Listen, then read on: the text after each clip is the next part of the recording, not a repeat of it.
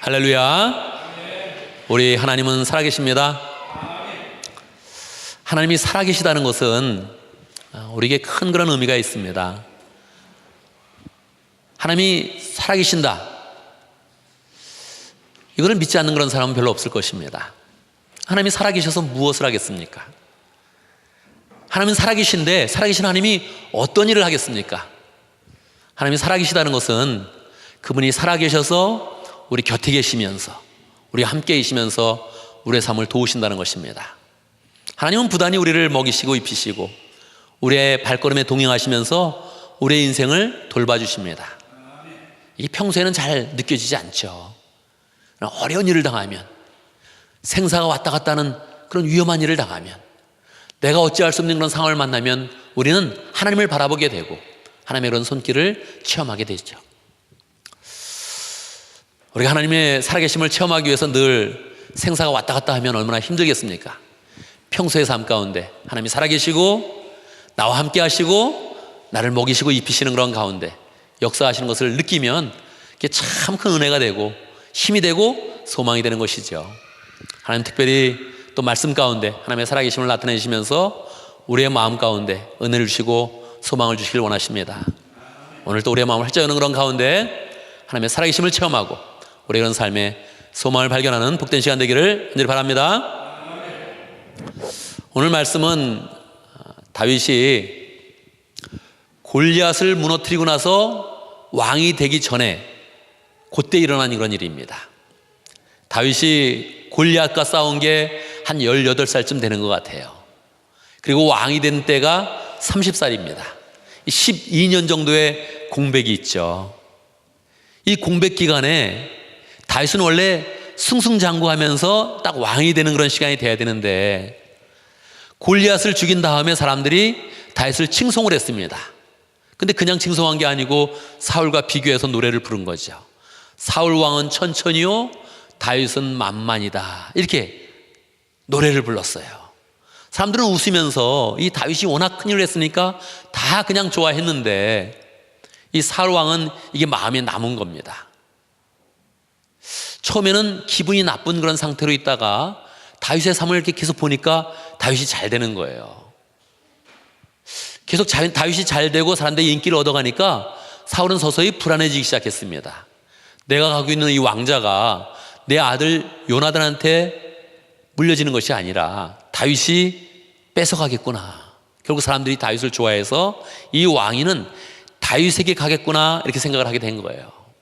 마음이 불안해지기 시작하더니 이 다윗이 미워지기 시작을 했습니다. 이 한 번 이게 미워지니까 걷잡을 수가 없는 거예요. 원래 미워하다, 이건 보통 여자들이 많이 쓰는 그런 단어인데 남자들이 한번 미워하기 시작하면 이거 걷잡을 수가 없거든요. 이 분노가 막 나면서 미워지는데 죽여야겠다, 이 마음까지 든 거죠. 그래서 다윗이 같이 이렇게 식사를 하고 옆에 이렇게 앉아 있는데 가만히 앉아 있다가 갑자기 단창을 들어서 다윗에게 확 이렇게 던진 거예요. 다시 깜짝 놀라서 피했는데 가까이 있었음에도 불구하고 샥 이렇게 비껴갔습니다. 그런 일이 2번이나 일어나게 된 거예요. 다윗이 이제 안 되겠다, 내가 여기다 정말 죽겠구나 하고서 결국은 도망자의 그런 삶을 살게 됩니다. 궁궐을 나와서 이제 광야로 가서 계속 그냥 이렇게 유리하는 그런 삶을 사는 거죠. 그러면 끝나야 되는데 이 사울의 그런 그 마음은 불안함이 떨쳐지지가 않은 거예요. 다윗이 살아야겠다, 이런 마음이 생긴 거예요. 아마 그에게 갈 것이다, 내가 그를 찾아서 죽여야겠다, 이런 마음이 생긴 거예요. 그래서 그를 쫓아다니는 겁니다. 여러분, 나를 미워하는 사람이 나를 죽이겠다 쫓아오면 어떤 마음이 들겠습니까? 1대1이라면 꼼짝 못하는 거죠. 뭐 그냥 어떻게 나도 해본다 이렇게 생각하지만 사람 숫자가 많아지기 시작하면 꼼짝 못하는 거죠. 근데 그 당시는 왕이 다스리는 나라인데 이 왕이 자기 나라에 있는 한 청년, 아직 꽃도 피지 못한 그 청년을 죽이겠다고 덤비면 어떻게 살 수 있겠습니까? 다윗이 계속 막 도망가는 거죠. 얼마나 마음이 어려웠겠어요. 근데 뭐 그냥 찾아봐라, 수색해라, 이 정도가 아니고 다윗이 어디 있다고 얘기하면 사울이 직접 거기를 쫓아가서 잡으려고 군사를 동원하는 겁니다. 이 말씀의 그런 배경이 되는 그런 내용도 사울 왕이 3,000명의 군사를 가지고 다윗을 쫓아간 거예요. 3,000명을 풀어서 자, 이 지역에 있다 다윗이여, 이 지역에 있다 잡아라, 그렇게 한 거예요. 마음이 얼마나 불안했겠습니까? 막 피한 거죠. 굴에도 숨고 수풀에도 숨고 산 위에도 올라가고 하면서 계속 사울을 피하면서 다윗이 다녔던 것입니다.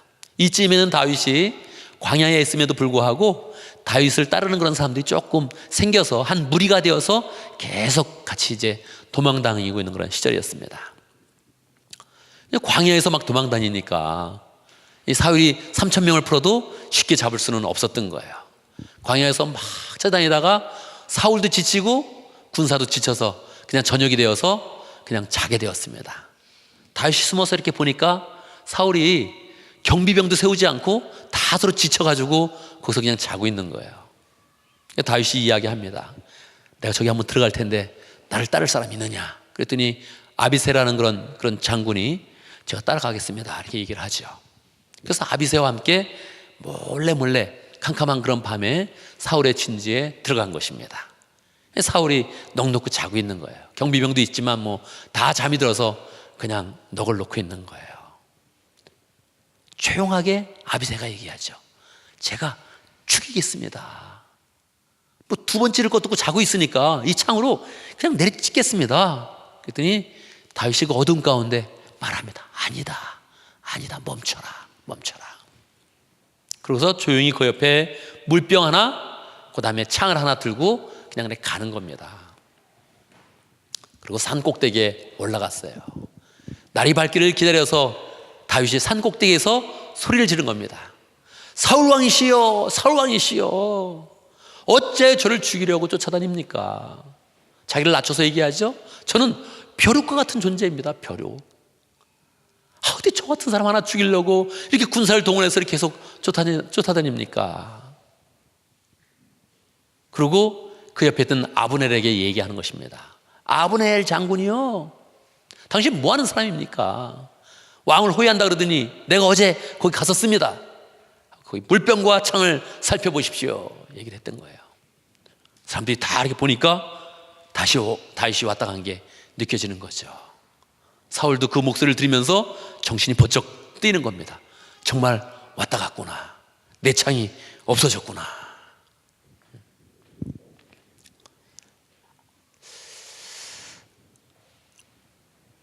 그 상황 가운데서 많은 그런 변화가 있었던 것이죠. 여러분 같으면 어떻게 하겠습니까? 죽일 기회가 있을 때, 원수를 죽일 기회가 있을 때, 자기를 쫓아다니는 그런 사람, 자기를 죽이려고 막 쫓아다니는 그런 사람을 딱 봤을 때 그냥 물병과 창을 가지고 그냥 가겠습니까?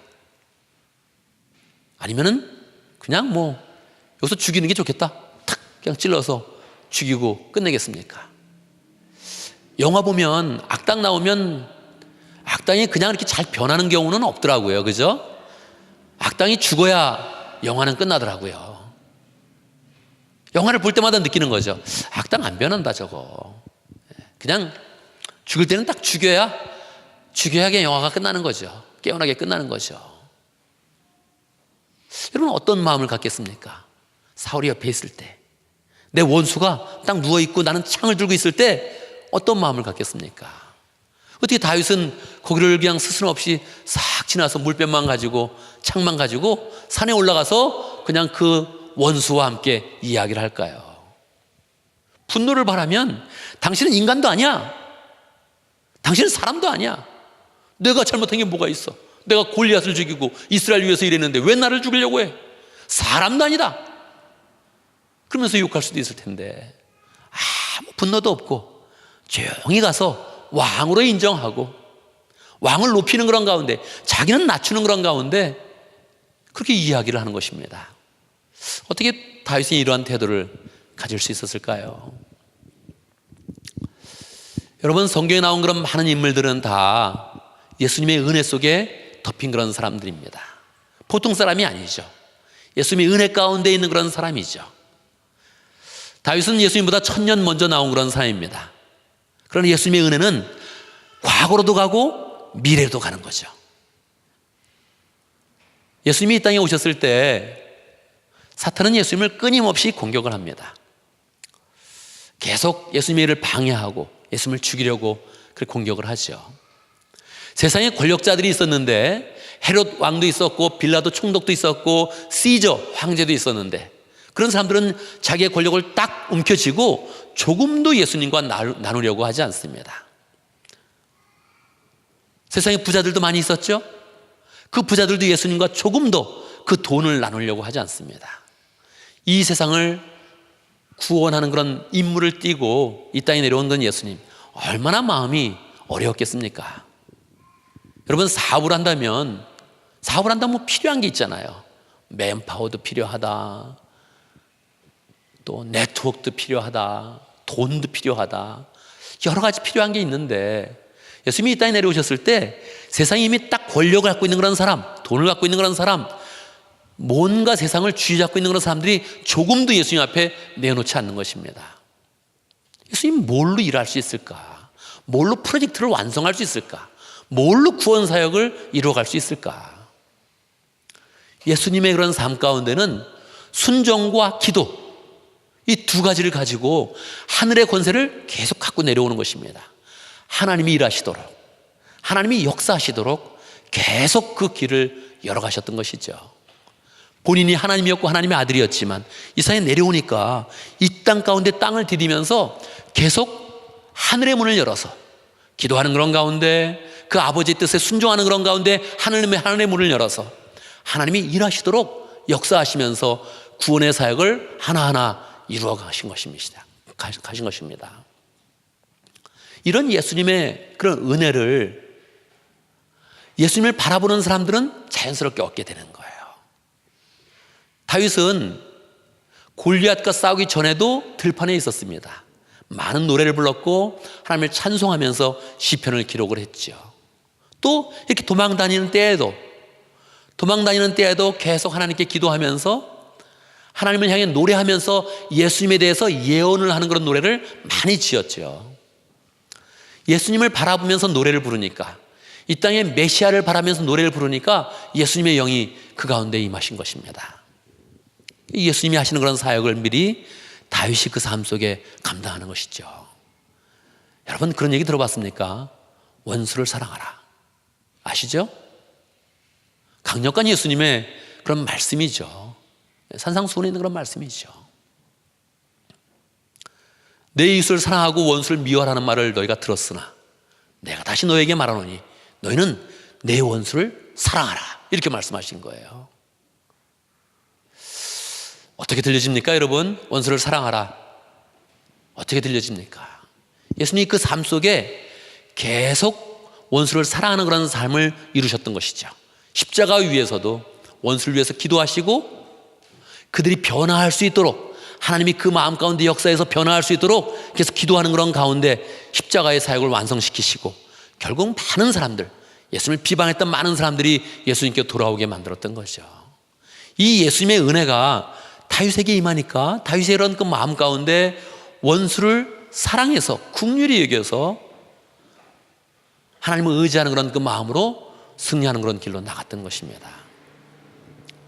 하나님이 일하신다. 하나님은 살아계셔. 하나님이 반드시 이 사람과 나 사이에 살아계신다. 이걸 믿었던 거예요. 하나님이 일찍이 다윗에게 왕이 된다는 그런 말씀을 주시고, 그리고 기름을 부어서, 사무엘을 통해서 기름을 부어서 왕이 될 것이라는 것을 확실한 그런 언약을 주셨습니다. 그런데 왕이 되기는커녕 도망자의 신세에 있었거든요. 그 도망자의 그런 신세에 있었지만 미래에 하나님께서 자기와 함께하면서 일하시면서 왕이 될 것을 굳건하게 믿었던 것이죠. 하나님은 일하신다. 하나님이 하신다. 왕이 되는 일을 하나님이 해주시는 것이다. 이걸 믿고 그냥 기다린 거죠. 그렇지만 자기에 대해서만 기다린 게 아니라 이 사울에 대해서도 하나님이 하신다는 것을 명확하게 그렇게 믿으면서 기다린 거예요. 사울이 나쁜 사람이죠. 자기가 잘했는데도 불구하고 자기를 미워하면 나쁜 사람이죠. 그렇지만 이 사람의 처리를 내 손으로 하지 않고 하나님이 하신다. 복수가 필요하면 하나님이 복수하신다. 이거를 믿고 나갔던 것이죠. 이 일은 그냥 보면 어리석은 일처럼 보입니다. 예수님의 사역도 그냥 보면 뭐 하시는 거지? 가룟유다가 보면 너무 안타까운 거예요. 일반 사람들이 보면 너무 이상한 일을 하고 있는 거예요. 그러나 하나님 앞에 순종과 기도로 그 사역을 열 때 예수님의 그런 사역은 완성되고 사람들의 그런 그 마음 가운데 하나님의 영이 임하면서 변화되는 역사, 회개 역사는 계속 일어나게 되는 것이죠. 다윗이 이렇게 했던 그런 일은 너무 큰 의미가 있는 것입니다. 정말로 손을 들어서 딱 찔렀어도 아무도 다윗을 비방하지 않을 거예요. 잘했습니다. 그런 얘기를 할 것입니다. 그러나 정말 다윗이 이 창을 거두고 조용히 그 자리를 떠나서 다시 사울에게 이야기했을 때 어떤 일이 일어납니까? 사울이 첫 번째 하는 말이 그런 거죠. I have sinned. 나 한 번만 잘못한 거 아니다. 계속 잘못했다. 데이빗 my son 그렇게 얘기합니다. 다윗아 내 아들아 그렇게 얘기해. 뭐 아들입니까? 지금 죽이려고 쫓아온 그런 자리인데, 지금 죽이겠다고 나온 그런 자리인데, 그때 데이빗 내 아들아 그렇게 얘기하는 거예요. 끝날 때도 다시 한번 얘기하죠. my son 다시 한번 나오는 거예요. 아무도 다윗이 창을 들어서 찔러도 아무도 부인하지 않겠지, 아무도 비난하지 않겠지만 다윗이 예수님의 그런 그 마음으로, 원수를 사랑하는 그런 그 마음으로, 하나님이 반드시 원수를 갚는다면 하나님이 하실 것을 믿으면서 떠났을 때 마음을 가졌겠습니까? 회개하는 그런 역사가 일어나고, 옆에 있는 그런 부하들이 어떤 마음을 가졌겠습니까? 사람들이 살다 보면 다 단점도 나타나고 싫은 점도 나타나는 거거든요. 1대3의 비율이라 그랬잖아요. 좋은 거는 3번에 한 번 기억되는 것이고, 나쁜 거는 한 번 하면 강렬하게 기억되는 것이죠. 1대1로 하면 안 된다는 거예요. 나쁜 거 한 번, 잘한 거 2번이면 나쁜 것만 기억한다는 거예요. 그런데 이거를 완전히 꺾어서 원수임에도 불구하고 끊임없이 잘해주는 그런 삶을 딱 가지니까 하나님께서 이 모든 걸 덮는 거죠. 모든 걸 덮어서 새로운 그런 그 마음으로 관계가 형성되게 만들어주는 거죠. 우리의 그런 삶 가운데 다윗의 영, 예수 그리스도의 영이 있어야 됩니다. 함께 같이 한번 해볼까요? 하나님은 살아계신다. 하나님이 하십니다. 하나님이 해주십니다. 하나님이 해주신다. 이거를 강력하게 우리의 삶 가운데 믿어야 하는 것이죠. 저는 지난 주간에 시드니에 다녀왔습니다. 시드니에 간다고 하니까 어떤 사람이 이 얘기하더라고요. 캥거루 많이 보시고 코알라도 많이 보고 오세요 그러더라고요. 캥거루는 많이 있는 것 같아요. 그렇지만 한번 보지는 못했습니다. 캥거루가 자꾸 길가에 나와서 교통사고가 난다고 얘기는 많이 들었는데 직접 보지는 못했습니다.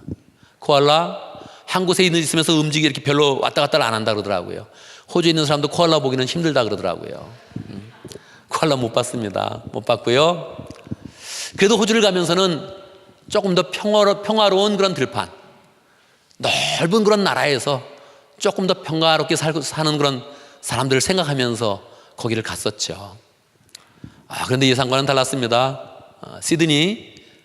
시드니는 굉장히, 시드니에 사는 그런 호주 사람들은 괜찮았는데 시드니에 사는 한국 사람들은 사는 게 조금 척박했습니다.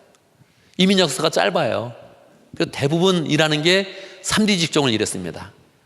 대부분 오면 청소부터 시작한다는 거예요. 딴 사람 집 청소하는 거, 이렇게 건물 청소하고 집 청소하는 것부터 시작을 한다는 거예요. 조금 좋아지면 기술이 있다 그러면 요리하고, 아니면 뭐 운전하고, 뭐 조금 더 전문직이 있지만 메조리티는 다 3D 직종에 속해 있는 그런 사람들이었어요. 집값은 굉장히 비쌌습니다. 뭐 통계적으로 보면 샌프란시스코 지역이 좀 더 비쌀 텐데, 제가 갔던 그런 시드니 새생명교회에 있는 그 주변에 있는 사람들이 살고 있는 그런 집들을 보니까 우리가 살고 있는 집보다 약간 더 비싸더라고요. 그리고 거기는 주마다 렌트비를 낸다는 거예요. 한 주마다 낸다는 거예요, 렌트비를. 그래서 어떻게 이걸 버티냐. 지나가면서도 목사님 저 가게 보이시죠? 저게 한 주에 2만 불짜리입니다 그러더라고요.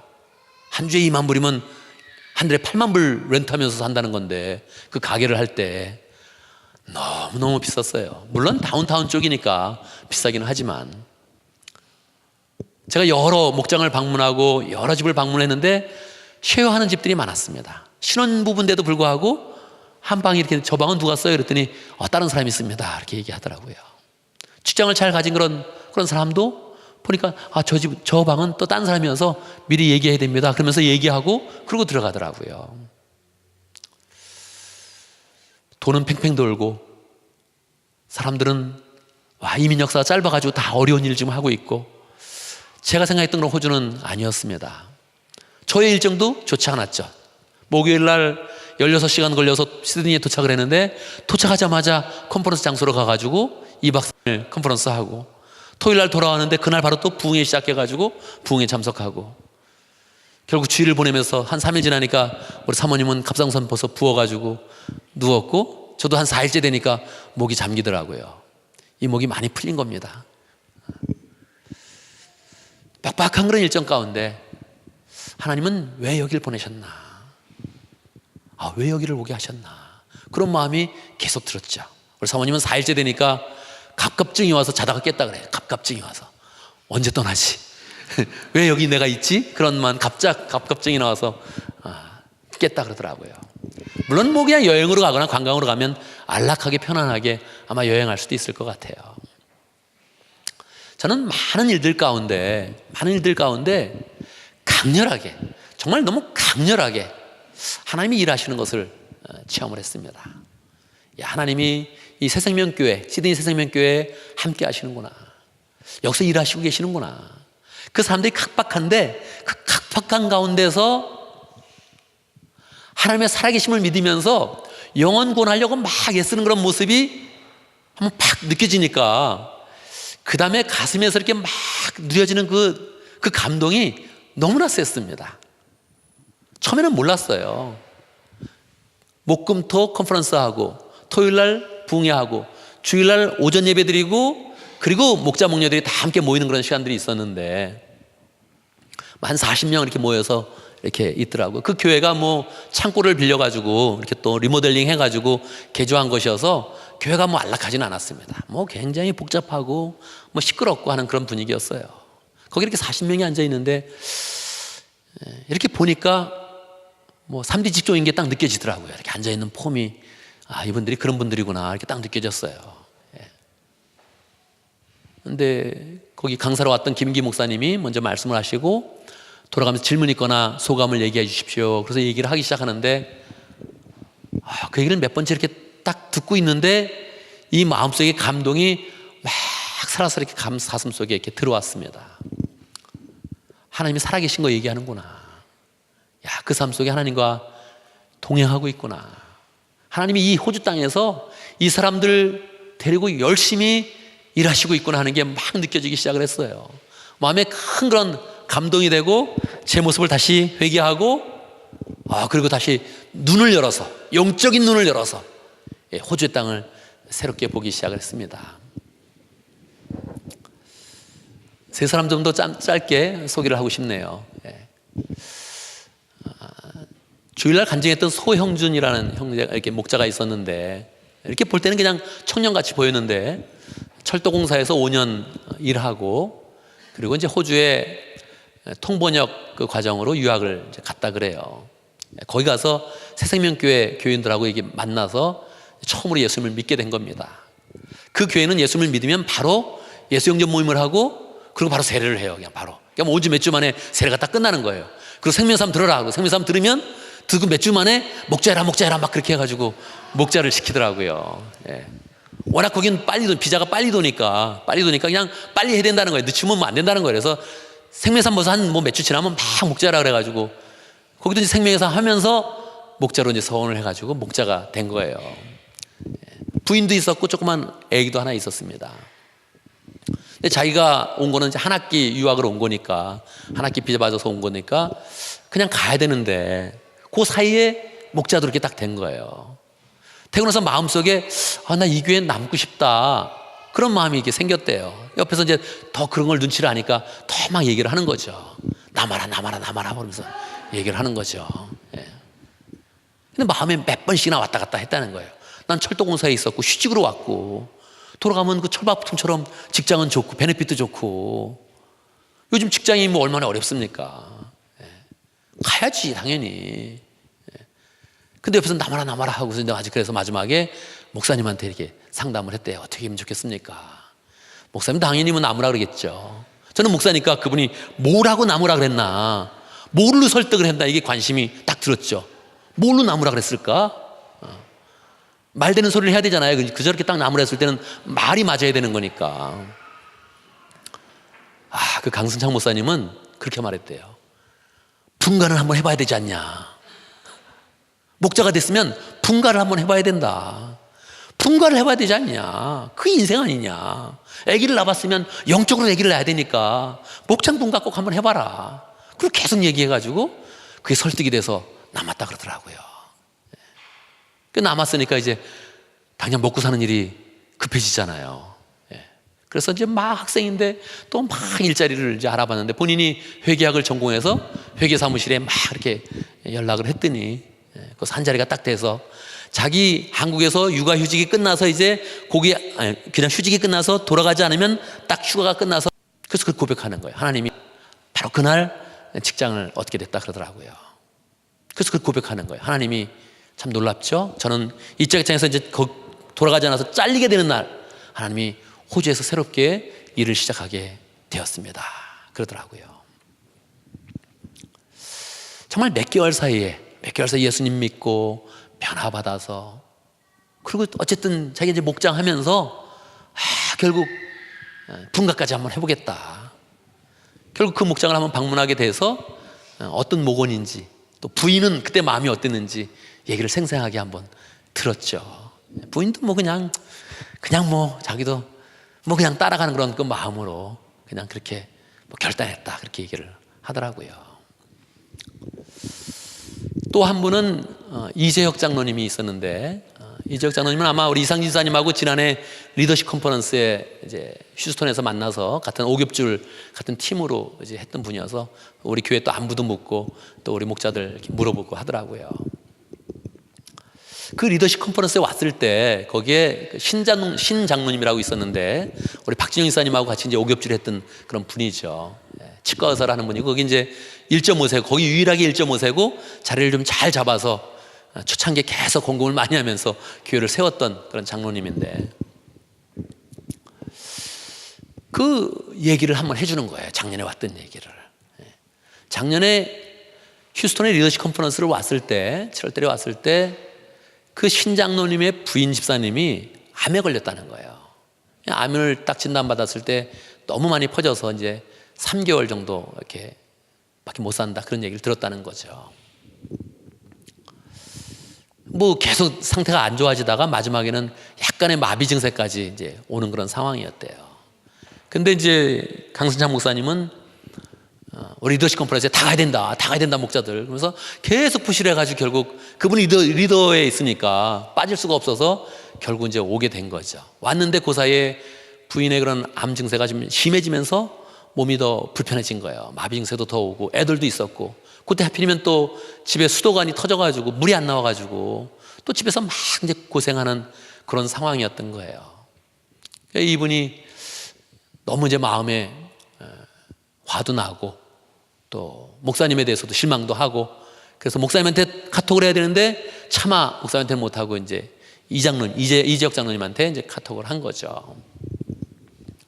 뭐 긴 그런 내용을 이제 했대요. 자기들 보니까 너무 안타깝고, 그 내용 중에는 장로님도 제 마음은 몰라요, 아무리 해준다고 장로님도 모릅니다, 이런 얘기를 쓰면서 이제 내용이 이렇게 나와 있다 그래요. 장로님도 보고 마음이 너무 아파서 나중에 목사님한테 한번 보여드렸다, 이런 마음입니다. 보여드렸다 그래요. 근데 그 리더십 컨퍼런스를 하면서 그 일정이 조금 이제 빡빡했으니까 그걸 참석을 하면서 갑자기 장로님이 허리가 좀 안 아프더래요. 그 나중에 이제 호주에 돌아가서 빨리 급히 병원 가서 확인해 보니까 본인도 암에 걸렸다는 거예요. 근데 그 부인 권사님도 이미 암 진단 받아서 몇 번 수술을 했는데, 뭐 완전히 리더십에 있는 신장로님 부인은 암 걸렸고, 여기도 자기 부인도 암 걸렸고, 본인도 암에 딱 걸렸다는 거죠.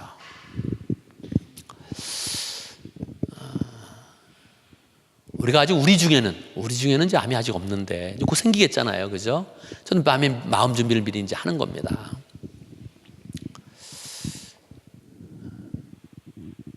그분이 암을 탁 그렇게 받게 됐을 때 처음에 탁 든 생각은 얼마나 깜짝 놀라겠어요. 얼마나 놀라겠습니까? 근데 탁 받게 됐을 때 그 신장로님 부인 집사님이 기억이 나더래요. 그래서 진단 받자마자 빨리 거기를 찾아갔다 신방 갔다는 거예요. 가서 첫 마디가 나도 이제 같은 과다. 이해할 수 있다. 그렇게 얘기를 했대요. 그러면서 암 걸린 게 그분을 이해하는데 감사했다. 그렇게 얘기를 하더라고요. 뭐 여기는 많은 그런 배경이 있으니까 사람마다 옳다고 판단하는 사람도 있고 틀리다고 판단하는 사람도 있습니다.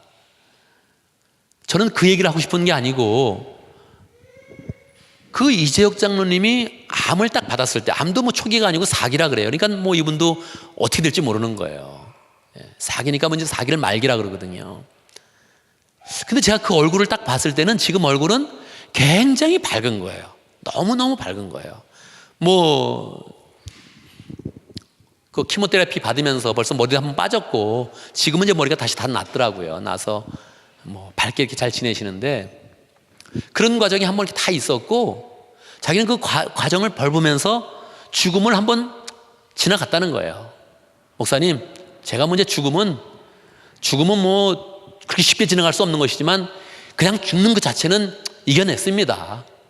그러면서 어쨌든 암 걸린 상태에서 감사한 거, 자기의 모건이었던 그 집사님이 마음 아파할 때 같이 나누지 못했는데 그 마음을 나누면서 감사했고, 재밌게도 그 신장로님도 이 장로님이 암 걸려서 신방아 준 거 참 감사했고 마음도 시원했다, 그렇게 얘기를 하더라고요. 암 걸렸더니 시원한 게 아니고 자기 부인과 이렇게 마음을 나눠주는 그 과정이 정말 이게 뭔가 마음을 나누는구나 해서 감사했다 그러더라고요. 저는 마음속에 생각을 했습니다. 우리 중에도 그런 일이 있을 것인데 암 걸려도 하나님이 하신다, 하나님이 하십니다, 이런 고백을 함께 나누길 원해요. 어떻게 나만 걸려? 이게 우리 마음인데 왜 나만 걸렸지?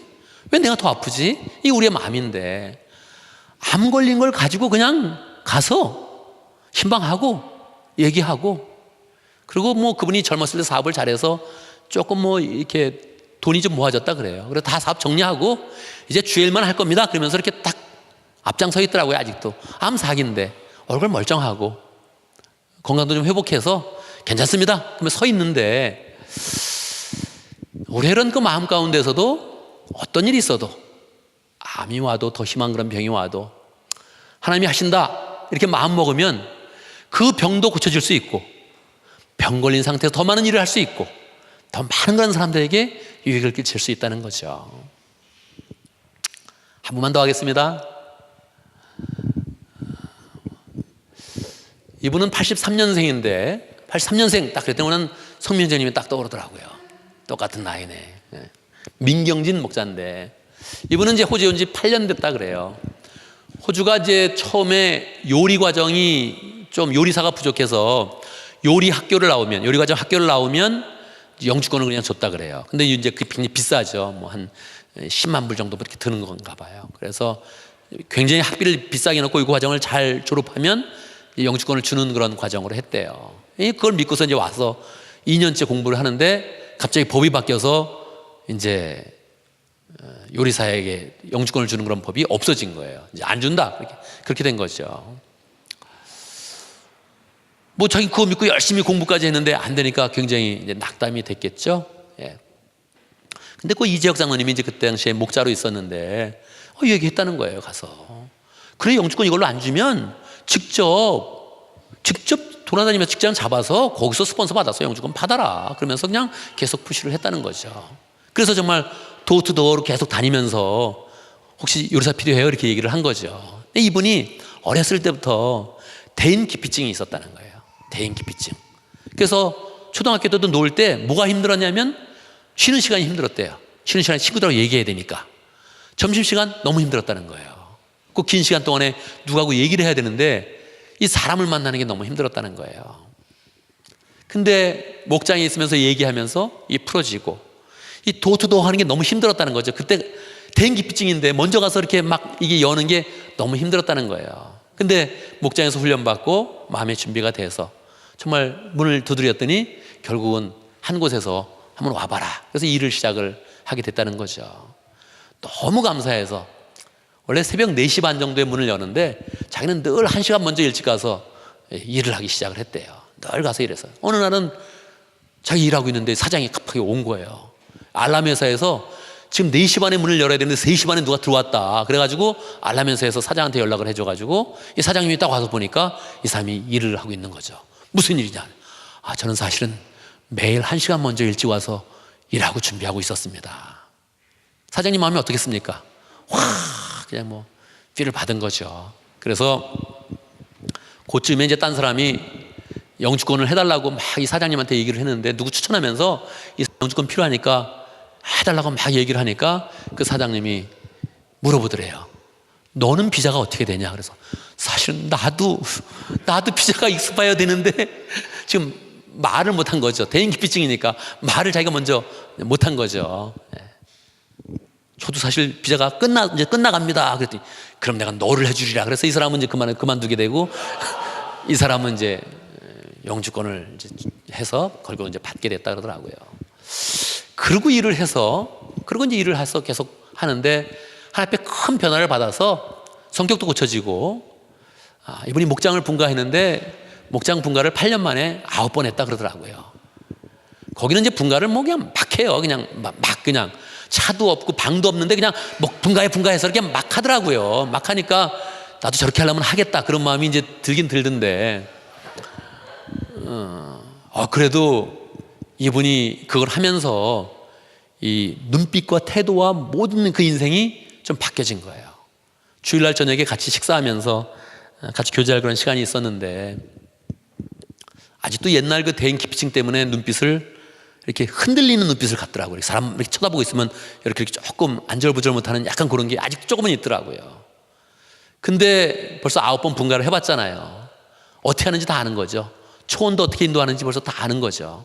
거기 목자들만 앉아 있는데 목자들 딱 얘기를 해주고 어떻게 진행하고 그리고 자기가 먼저 떠나니까 누구 목자한테 간증하라고 마지막 얘기하고 탁 떠나는데 야, 사람이 어떻게 저렇게 멋있을 수가 있을까 그런 마음이 들더라고요. 그리고 주일날 와보니까 또 부흥회 할 때 보니까 또 와서 또 막 드럼을 치더라고요. 대인기피증도 있었는데 드럼 치고 또 사람들 앞에 있을 땐 겸손하게 하고 거기 또 카페도 한번 가봤거든요. 열심히 일하면서 이제는 뭐 그 사장님 빼고는 최고 높은 사람이 돼서 1호점, 2호점, 3호점 내고 있는데 그거 다 총괄하는 그런 사람이 돼 있더라고요. 그 인생 가운데 하나님을 경험하면서 그 척박한 땅에서 새롭게 인생을 개척해서 새롭게 사는 그런 삶을 살았던 거죠. 여러분, 인생은 여행길과 같답니다. 그렇잖아요? 여행하고 비슷한 거예요. 좀 긴 여행이죠. 긴 여행. 여행을 가면 편한 것보다 좀 불편한 게 많습니다. 그리고 또 예상하고는 다른 게 참 많아요. 예상과 좀 다르더라고요. 호주 가봤더니 스케줄도 제 예상과 달랐고 그리고 나오는 그런 현상도 제 예상과는 너무 달랐어요. 달랐는데 거기에서 강력하게 하나님이 일하신다. 하나님이 하신다.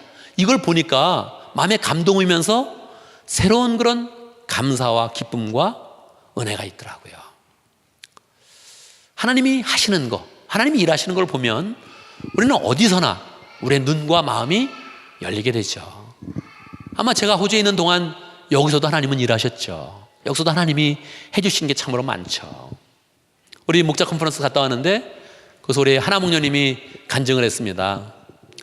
우리가 뭐 간증을 우리도 교회도 하지만 또 여기서 이렇게 간증하는 거하고 거기에 목자님들이 한 100명 정도 이렇게 쫙 앉아 있는데 거기에 목사님들도 이렇게 쫙 앉아 있고 하는데 간증은 조금 더 다르거든요. 좀 떨리는 것도 있고 하여튼 이렇게 목소리가 좀 달라요. 거기서 하는 게 좀 이렇게 뭐가 다른 게 있거든요. 분가한 분도 많고 거기는 뭐 쟁쟁한 분들이 많거든요.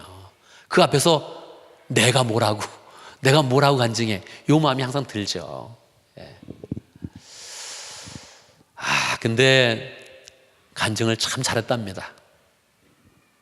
굉장히 적죠. 간증을 굉장히 잘했답니다.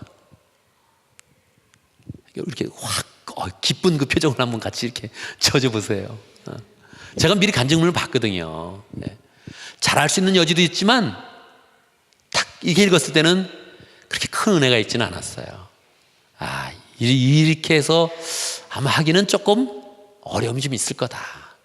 기도가 많이 필요하구나 그렇게 생각을 했어요. 그래서 나도 기도를 많이 하고 또 물어봤거든요. 저한테 보내고 나서 목사님 내용은 괜찮습니까?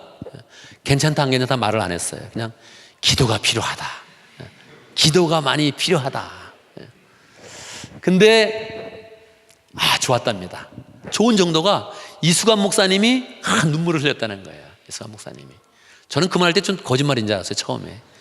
이은지 목사님이 얘기해 줬거든요. 캐나다에 있는 이은지 목사님이 먼저 저에게 피소스 그 목사님 아주 간증 잘했습니다. 이수관 목사님이 눈물을 흘렸습니다. 그랬거든요. 그래서 눈물 흘릴 내용은 아닌데 몰랐으면 그랬겠지만 내가 딱 읽어봤는데 눈물 흘릴 내용은 아니었거든요. 근데 이수관 목사님 눈물 흘릴 정도면 뭐가 막 있었던 거거든요. 뭡니까? 그 간증 가운데 하나님의 은혜가 덮인 거죠. 하나님이 해주신 거죠. 이수관 목사님 눈물 흘렸으면 거기 있는 많은 사람들도 눈물을 흘렸을 것입니다. 우리 인생은 하나님의 은혜로 덮여야 돼요. 한번 하나님이 해주셔야 돼요. 그냥 발걸음을 걸어가면 폼나는 인생이 아닌 겁니다. 하나님이 그 인생과 함께 해줘야 돼요. 함께해서 폼나는 인생으로, 예수님이 함께해서 사랑받고 존경받는 인생으로 변화돼야 되죠. 하나님이 해주시는 거예요. 우리 인생은 그때 복이 되는 거죠.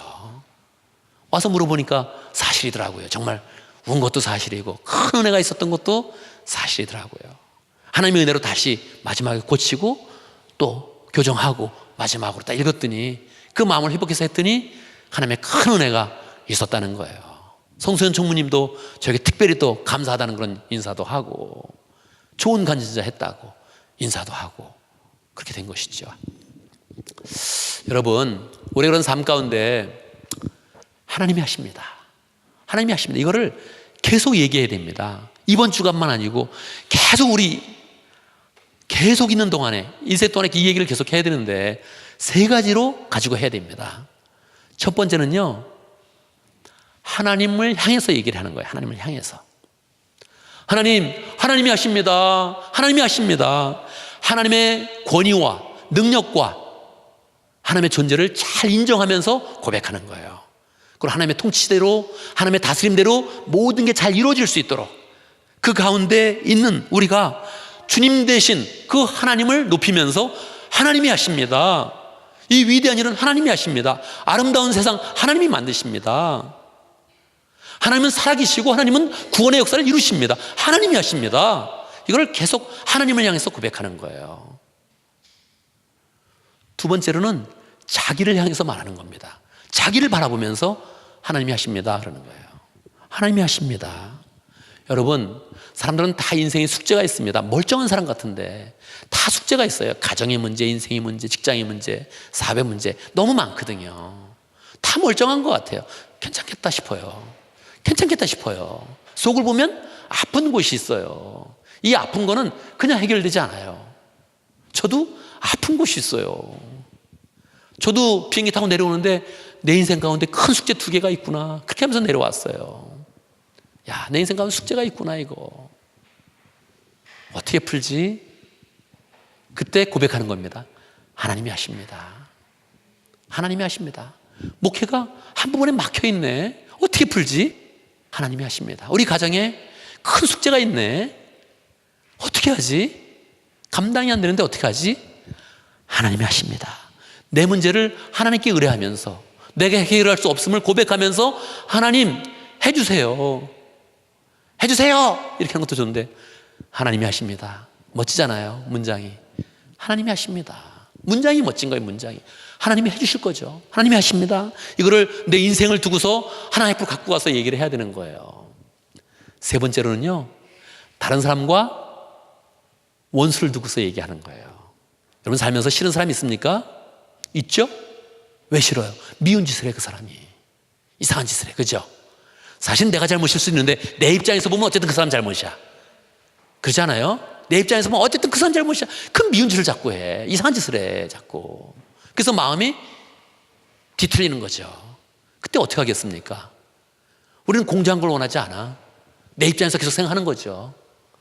그랬을 때 그냥 하나님을 두고서 다시 그 사람을 생각하면서 기도하는 거예요. 하나님, 원수입니다, 원수. 이상하게 나한테 인사도 안 하고, 이상하게 나를 미워하고, 이상한 일을 합니다. 그 사람 향해서 계속 기도를 하면 내가 원수 갚지도 않고, 내가 표독스럽게 말하지도 않고, 내가 손을 들어서 치지 않고, 하나님이 공명정대하게 처리해 주시도록 하면서 인정해 주는 거예요. 다윗이 사울씨 인정하듯 왕이시여 끝까지 인정하고 아버지처럼 대하면서 얘기하면 하나님께서 그것을 해결해 주시면서 공명정대하게 신실과 공의로서 정리해서 처리해 주시는 거죠. 우리 삶 가운데 나옵니다, 문제가. 싫은 사람도 나오고 원수 같은 사람도 나오고 뭔가 부딪히는 사람도 나오죠. 그 사람들을 향해서 다시 우리는 고백하는 거예요. 하나님이 하십니다. 하나님이 하십니다. 고백하면 하나님께서 진짜 역사하셔서 우리의 이런 관계를 우리는 높여주시고 다윗처럼 왕이 되게 하시고 또 공명정대하게 처리하셔서 하나님의 공의가 드러나고 도리어 많은 사람에게 존경받으며 충성받으며 살 수 있게 하시는 거죠. 다윗의 담은 말입니다. 그냥 한 번 잘한 게 아니에요. 그 일을 통해서 그런 태도를 통해서 다윗은 왕조를 세웠고 다윗의 왕조는 계속 흔들리지 않으면서 예수 그리스도까지 이어지게 되는 거예요. 한 번 잘했다 이렇게 말하는 것이 아니라 그 인생이 하나님 앞에서 열매를 맺어서 아무도 다윗에 범접하지 못하게 만들고 다윗의 권위에 나가지 못하게 만든 것입니다. 하나님이 하신다는 고백으로 다윗이 승리한 것이죠. 우리는 다윗과 같은 그런 사람이 돼야 됩니다. 내 성질대로 내 마음대로 내 뜻대로 나가는 것이 아니라 하나님이 하십니다. 그 살아계신 하나님을 믿으면서 고백하면서 나아갈 때 하나님께서 하나님의 영광을 스스로 나타내 주시고 우리 가운데는 좋은 걸 주시고 우리의 원수가 있다면 우리를 싫어하는 사람이 있다면 내가 부딪히는 사람이 있다면 다시 하나님이 공명정대하게 처리하시면서 우리의 인생과 이 모든 그런 인간관계까지 우리를 새롭게 하여 주시는 것입니다. 기쁜 마음으로 하나님이 하십니다. 고백하면서 우리의 인생 하나님의 은혜와 역사와 능력이 풍성히 나타나는 복된 교회가 되기를 간절히 바랍니다. 함께 기도합니다.